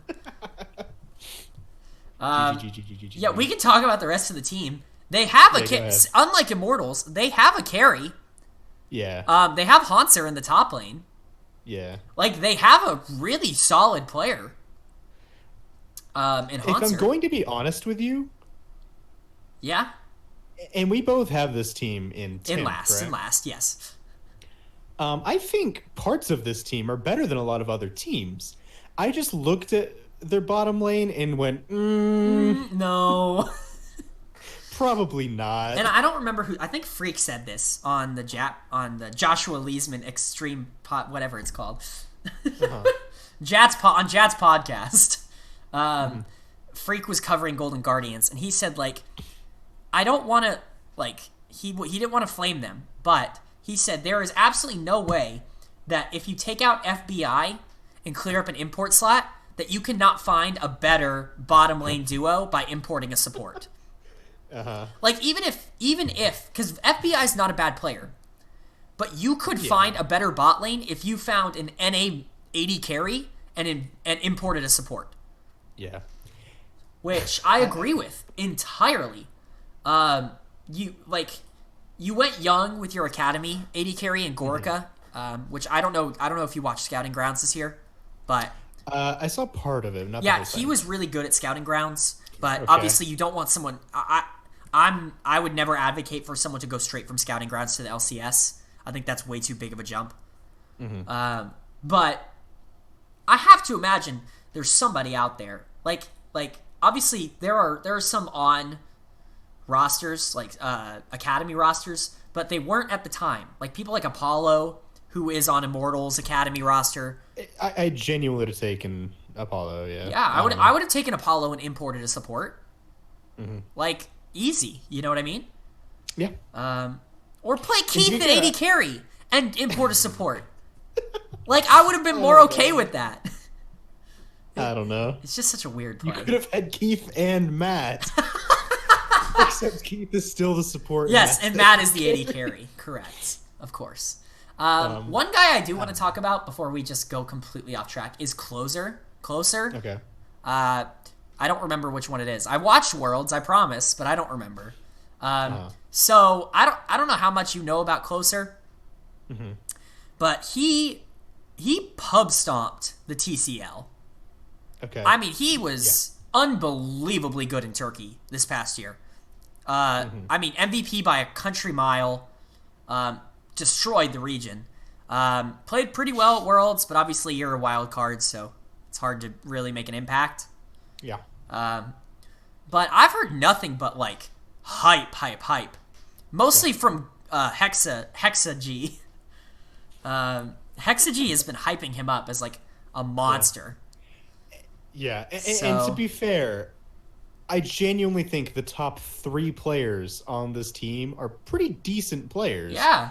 It's just I look at the bot lane and I genuinely go, who do they beat? No one. And I just don't want to be that guy. No, they could beat Altec and Hakuho. They could be all. No, they couldn't. Hakuho could beat him by himself. That's the whole thought I had. but I'm like, I don't know how you win a game if you loot bot lane every game. Yeah. It seems Like, it's just a super it's weak just side. too easy. Especially in Dragon meta. Exactly. Like, it just seems like a recipe for disaster. That was literally the thought I had. I said, well, they're not getting a single dragon, which means the other team's getting soul every game by 25 minutes. Now let me ask you this. Uh-huh. If they do finish, like, 10th, like, very last, is Hanser the most hard-stuck player in LCS? That would depend on Dignitas, my friend. But that whole team would be hard-stuck. I don't think that counts. That's fair. Yeah, probably. Yeah. I feel bad, because I feel like he is better than the sum really of his... talked about him other than giving him a new name, but I do like Golden Glue a Yeah, lot. no, and I'm glad he got a starting spot. I was advocating for him to play over Niski. Niski in a lot of C9's games because I was just like, God, it just opens up your entire champ select because Yeah, he has a Boy, much oh bigger boy. champion pool. yeah, Um, I don't know. I wouldn't say mechanically he's a top player, but he's a decent player. Yeah, I he like the exists. guy. Yeah, he exists. I think there are definitely players on this list who I think he beats Yes, I or agree. can beat. Is a Well, and I think that goes for a lot of the solo lanes, or the two True, solo true, lanes true, especially. But yeah, anything else you want to add to Golden Guardians before we drop That's off? about it. I really just didn't have a lot to say about him in general. Kind of what led me to So putting them low. so what you're saying is you're glad I took over and complained Yes. about Keith McBrief for like 10 minutes. I'm glad you kept it McBrief. Thank you so much. So let's move on to your team, your boys, Okay. 100 Thieves. All right. All right, let me hear it. Let me hear it, please. I don't know how to put this. Okay. Well, first off, there are good players on this team, right? You're correct. Okay. Absolutely, there are Do you just- 3 Do you just want me players. to handle The whole thing, you want me to handle this? Okay. all of it. You want to be the only one that talks about 100 Thieves? How about this? I'll handle the 3 solos, and you can handle the bottom lane. All right? Okay, all right, Is cool. that fair? Yeah, I'd love talking about the bottom lane. Because you have more to say about those players. That's correct. But all right. So the reason I have them placed highly, and I genuinely do not have. I'm gonna get a little close. Okay. Oh my god, ASMR. I genuinely do not have a better reason for placing them as high as I did, other than this. Meteos is fucking magical. Don't laugh. Okay, sorry. He is. My bad. Meteos is not a human being. He is like a wish-granting fairy who shows up on LCS teams and then suddenly they start doing well. That is it. That's my theory. That's the analysis. Yeah, but I can give you the rundown of the top 3 players. Yeah, right? do you want to let me hear the rest of the Okay. top 3? Someday he's fucking good. The guy was hard stuck for a while because the whole team was having some problems. He went down to academy and just smurfed as hard as anyone I've ever seen. Academy is not as good as the LCS. That's why they're Academy was not ready for Someday. Not meant to be that big, but oh my fucking god, was there just nothing that a single player could do to stop him? This It man was is so really, funny. really good when he wants to be, Yeah. and has even a chance of winning the game. And then Meteos, I don't think he's the most mechanically gifted player on this team. I don't think people will argue that. Yeah. But I do think he offers a great leadership presence to the team. He's fun to be around. He's a smart guy. He knows the game really well. Extremely smart player. He's very flexible is one of the biggest things about him. He's played on so many different teams and played so many different styles and always manages to adjust to kind of offer different things. And he really accommodates for his teams well, which I think is good. I'm not stalling for time. You're not stalling for Ryoma, are you? Okay. All right, look. So I know a lot of people don't think Ryoma is the best mid laner in LCS. Okay, yeah. But that's just because he needs to wait 25 turns before he begins his attack. Okay? Oh, that's right. Just like in chapter whatever of Fire Emblem Fates Conquest. Right? He just had to wait 25 games. Turns. 25 games. That is a split and a half, Connor. He just had to wait his 25 games. Connor, if he doesn't show up for like the first 4, I'm pretty sure he gets fired. Like if he just doesn't go. So after he finishes his 25 turns of waiting, he will begin his assault. So and Ryoma will wreak havoc upon every other mid lane player in the NALCS. He will, and you can quote me on this. All right, this is getting clipped. Yeah, hit me with it. Ryoma will be the number 1 mid in the NALCS by the end of the year. Oh my god, by 2020's end. By 2021. Okay. Ryoma. Okay, that's getting clipped. Chanted in the streets. Ryoma. I mean, I don't really have anything else to say. That's okay? it? That's your pitch? That's my whole pitch for I want to let you know, you are projecting them to go to Worlds right now. Yeah. This is gonna happen. This is a Worlds caliber team. I believe it. All right, you can handle the bottom 2 players. Well, one thing I want to add Like, just throwing it out there. This is the pretty much, and they all left and came back, but this is pretty much the same team that went to Worlds in 2018. Minus Ryu and Afromu. Yes. That's the only difference.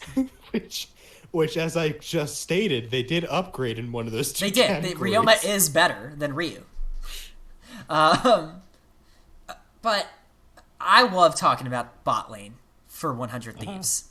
Because you know my boys down there. What the fuck happened to this man? Oh my god, I don't know. So, I mean, I implore you all, if you haven't watched our summer split predictions for 2019, please do. Because I said a lot of stuff about Cody's son. I said a lot of things. I think I probably did too. Yeah, and I'm going to admit it. I was wrong. I did not think that was going to work. I did not think Clutch was going to be very good. I didn't think Cody was going to be able to not die all the time. What a shocker. I know, but now, honestly, genuinely, he was the second best AD carry in the region last year. He had the least deaths out of like almost any player in any position, right? He was. I don't want to say because he's not better than Double Lift, but no, he was maybe the second best team fighter in the region. What was his streak of games without dying? It was ridiculous. I don't remember the number, but it was ridiculous. Like the guy just played out of his mind for a Clutch gaming team that ran it down. Yeah. Like, oh my god. So, and it's just incredible. Like, he was very good. And I am interested to see what he does without Vulcan. Because that was a bot lane that was just so dominant in lane. Both Cody and Vulcan are excellent lane players. And so, now he is very clearly downgrading at support. And Stunt's a good player. He's really good mechanically. He's never been able to stick in the LCS on any roster, mostly because, at least from what I've heard, he's had a lot of problems meshing with teams. Okay. Where he has a very specific way that he wants to play the game. Okay. And if the rest of the team is not on board with that, he can have problems. And I think that mixing someone like Cody and someone like Stunt together may not be the best combo. Because those are two players who are very, very... They both have a very good idea of what they want to do. And don't necessarily compromise as much. So I could see there being issues there. But, I mean, Stunt's another guy who has, like, 3 accounts in the top 30 of Challenger. Yeah. I mean, he's incredibly mechanically gifted. Especially, he's a solo queue support. He doesn't duo, and he climbs in Challenger. Yeah, that's a hard thing to do. Yeah, it's incredibly difficult. So, I mean, obviously the guy has talent, but I don't know. I could see there being problems there. I do like, I mean, the top 2 of this map, or the top, someday Meteos Cody Sun is a really strong, like, main 3. Oh, yeah. Like, that is absolutely a playoff main 3. And that's definitely what I was looking at when I saw those 3. I was like, if all players perform to the level that we know they can, there's really not a lot that'll stop this. I'm just a little concerned about depth with them. Okay. Because, if Ryoma gets abused in lane, and if Stunt and Cody can't get along, like, I can definitely see there being issues. That's why I have this team missing playoffs. Just because it's not necessarily that I think that their ceiling is low, because it's not. It's high. It's pretty high. I just think that their floor might be a little lower than some of the teams I have above them. Yeah, and I think that's fair. Where I could definitely see a circumstance in which this team just doesn't work. But I guess we'll see with them. You have them going to Worlds, so what do I know? Ryoma's going to be the best mid by 2021. Yeah, if Fire Emblem has taught me anything, that Ryoma is a busted unit when he actually tries. So did you say in the region or in the world? I said in the world. Okay. But I think both are pretty outlandish claims. No, neither is going to happen. We just spent like, I don't know, we spent probably 15 minutes talking about how Bjergsen will not be eclipsed. And then you immediately go on to make the statement that he will be eclipsed. So I'm excited to see where that goes. I can't wait for that one statement to invalidate everything else. Everything else that you've said in this entire video. You having 100 Thieves third. It's powerful. You're gonna, you say that, but when it happens, I'm gonna look like a. No, you're gonna look like a fucking prophet. Right. Anyways, moving on to FlyQuest. Okay, yeah. FlyQuest. This team is almost the same. This team is weird because Very weird. There's a strange pacing issue I noticed when I look at this team. Yeah. Would you agree with that? Kinda. Yeah, I see where the Wild Turtle and Power of Evil can become an issue. Yeah, that's exactly what I was looking at. But hear me out. I think they make playoffs. Now, This is pretty outlandish as far as I know. You have them pretty high too, but a lot of people don't. But I think that their floor is higher than someone like a 100 Thieves to me. Yes. And I say that because the floor is higher, but I think their ceiling is probably lower. Because let's be honest. They were ass in summer. They were bad. Viper was only good on Riven. Yep. Santorin just wasn't good. Santorin would pick Elise and then power farm for 10 minutes. As Elise As does. Elise does. And Turtle just never really got a chance to do anything. But they did make 2 changes, and I actually think the 2 changes are very positive for a couple reasons. You switch out Pobelter for Power of Evil, who I think even just on a base level is an upgrade. Like, mechanically speaking, maybe playstyle-wise not so much, but like I would rather have Power of Evil than Pobelter at this point. I really like Pobelter, so I want to make a case, but I do see where you're coming from. Yeah. So, yeah. And especially, I think adding Ignar is a really big deal for this team. This is a team that has really lacked support for a long time. Who was their support? Wadid. Wadid. Yeah. Oh, God, yeah. Who just wasn't very good. And so, yeah, I don't know. I think the addition of Ignar here is actually extremely beneficial to this roster. Mostly just because I think a lot of people forget about the synergy that him and PoE have. People forget about that Misfits roster that, almost took down SKT in the World's Quarters, in 2017. And that was Power of Evil and Ignar. And they were the 2 on that team that were really popping off in that quarterfinal. And so, yeah, I don't know. I have a lot of... I think this team maybe gels a little bit better than some people are expecting them to. I think there is a lot of built-in chemistry that I think could work really well. And you could be right. And to some extent, I do want them to succeed. And I do think they might.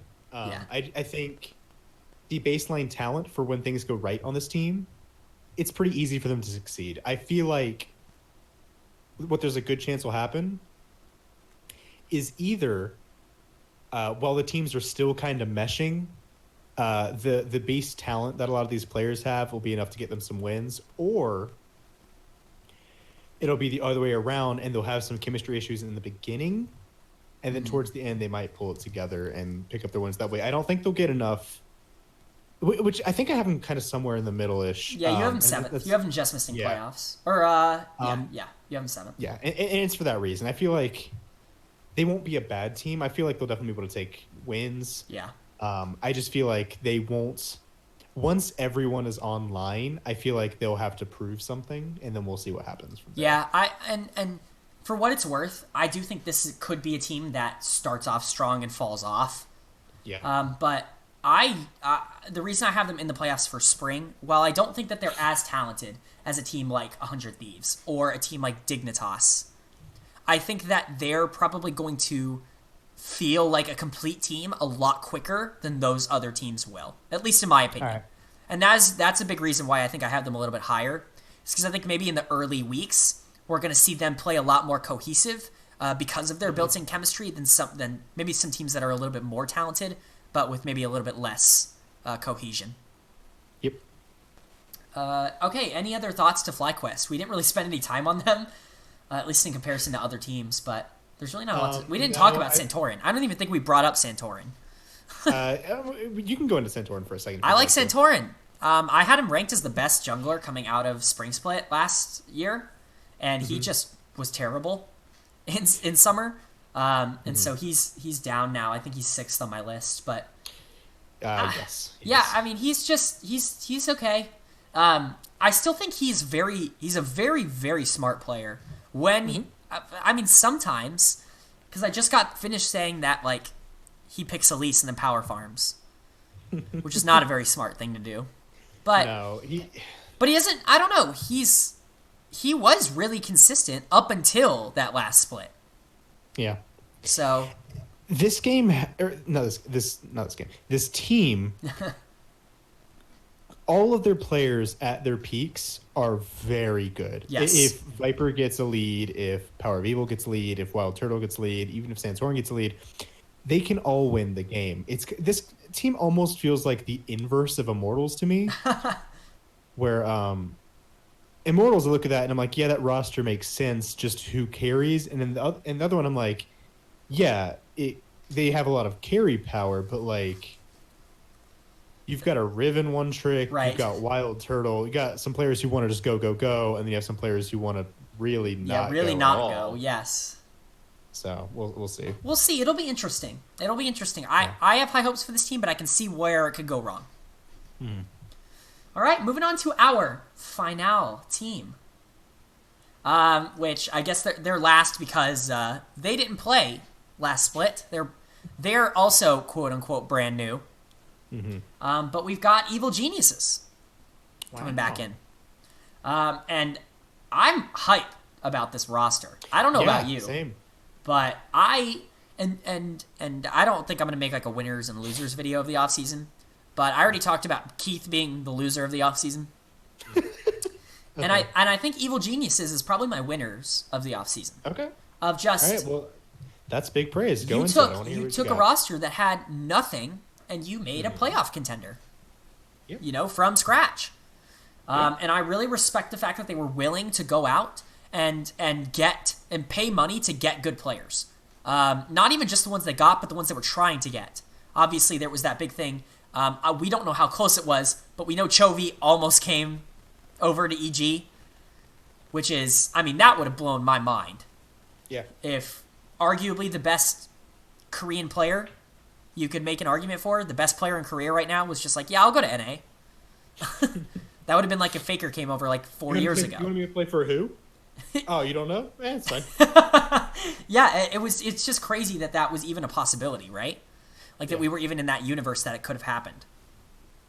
But and I know you don't watch a ton of LCK, Connor, but Chovy had a KDA of like 160 in summer. That's a lot. Yeah, like that is a lot. I mean, it was just unbelievable. It was unreal. He played for Griffin, but yeah, I mean, it's just crazy. Evil Geniuses though, the roster they did get. You have Kumo in the top lane. Kumo getting a chance. Did this surprise you at all to see Kumo getting a starting spot in LCS? I would have. I don't want to say it surprised me, but I would have expected someone maybe like Solo first. Right, and it's really interesting. Solo is not even on an academy team this year. Yeah, which really feels like a shame. Yeah, and that must have been his decision. Because I feel like someone at least takes a flyer on that. Because he was in a train wreck of an organization, and he still kind of played well. But yeah, Kumo. Kumo. He was a good top laner in academy.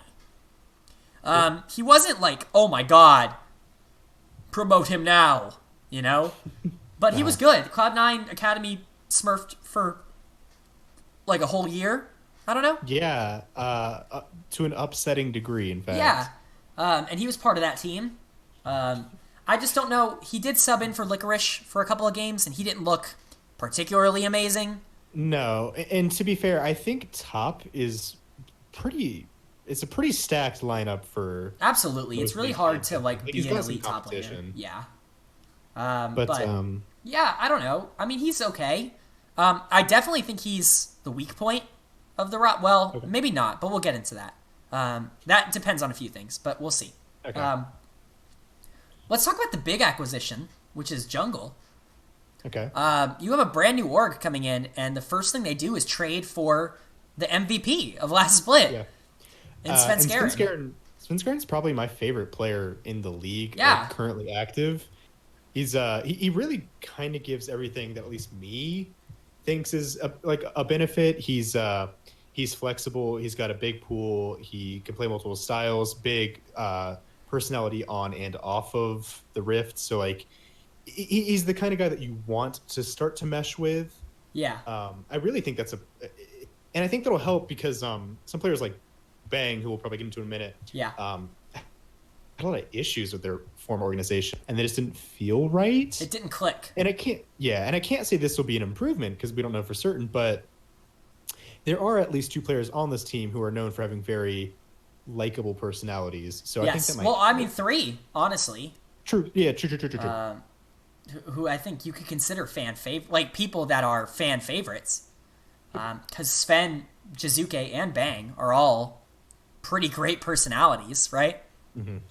And getting into Jizuke, I think he's the other big question mark for this roster. Okay. Because obviously, are you getting 2018 Worlds Jizuke, where he is this Italian stallion of a man who just can pick anything and play anything and just plays aggressive and splits inside lanes and gets solo kills and all that stuff? Or are you getting the injury-plagued 2019 Jizuke, who just, he had, I don't remember the actual issue that was going on there, but we know there was something, and he just was not the same player. And it's really, I mean, if you're getting 2019 Jizuke, I'm not so sure about the ceiling of this team, but if you're getting 2018 Jizuke, that's then we can start talking about, positives, right? Mm-hmm. But it'll be really interesting to see how he meshes with someone like Sven Skaren, who's a little bit more aggressive. Yes. I'd like to see them, and this is a team I think that could be really, really go-go, but also could play back. Yeah. Do you want to go ahead? Talk about AD or you? Yeah, we can talk about AD because I think actually Bang is in a very similar situation to Jizuke. Okay. In that this is a guy who has shown that he can be really good, but just hasn't been recently. Yeah. How much do you put on him, and how much do you put on the org that he was in and the situation he was in? The circumstance that we're really not going to know until he starts playing. But again, if we're getting 2018 Bang on SKT when he was arguably the best AD carry in the LCK, great. But if you're getting 2019 Bang where he was on a last place LCS team, not so great. Yeah. And Bang is one of those players that I really want him to do well because we've seen him at those highs. Yeah. Literally everything I hear about him is that he's like a super nice guy. Absolutely. And like you just want those people to succeed, and they can.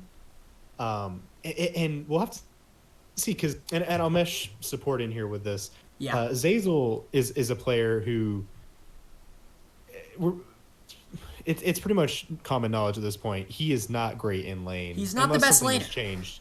Yeah. But he is very good in the mid to late game. He's a great shot caller. That's what Zeyzal brings to your team. He's a great late game shot caller. Very, very good shot caller. And he is, energetic in comms. Yes. He is a team player. So we'll have to see how that meshes with Bang because I want to say a lot of the problems that he was having, and you can argue with this if you want to, and I'm sure other people feel the same way, but it felt to me like a lot of the problems he was having on his teams really weren't directly because of him. I would agree, but honestly, there were very few things individually that I could point at on 100 Thieves and be like, this was the problem. True, which is part of what makes that so strange for that team. But right. When I looked at Bang, almost every game, not all, but almost every game, there'd at least be a few moments where I think, I carry this game.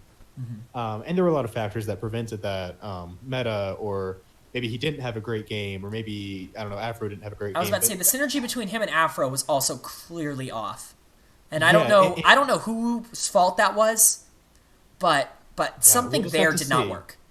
Yeah, we'll just have to see because we've seen pretty much all of these players, and literally all these players, dominate a league. Yeah, except for Kumo. Well, he dominated Academy. I mean, his team dominated Academy. Okay, that's fair. But I just want to see if they come together because this team could be pretty cool if it works. Yeah, I think this is a Worlds contender if it works. Not World Championship. Yes. I meant like Worlds, like making it to Worlds. Yes. I think Okay, there is one Worlds contender in NA. I feel like I wanted to preface that, but yeah. Like this is a team I would not be shocked. Is yeah, it's Golden Guardians. And if this team made Worlds, I wouldn't be surprised, right? Like if everything just clicked, and Jizuke was the split pushing beast, and Bang was the best AD carry in the region, and Svenskeren was MVP level, and Zazel was a great shot caller. Like this team is a Worlds team, right? Yeah, exactly. It's just they need all that to come together. So it's just about whether or not it will or won't. Either way, I do want to tip my cap to the EG organization for being willing to go out and get players like this on their first split, right? To invest in a winning culture, I think is a big deal. Mm-hmm. But yeah, is that it? Did we just wrap it up?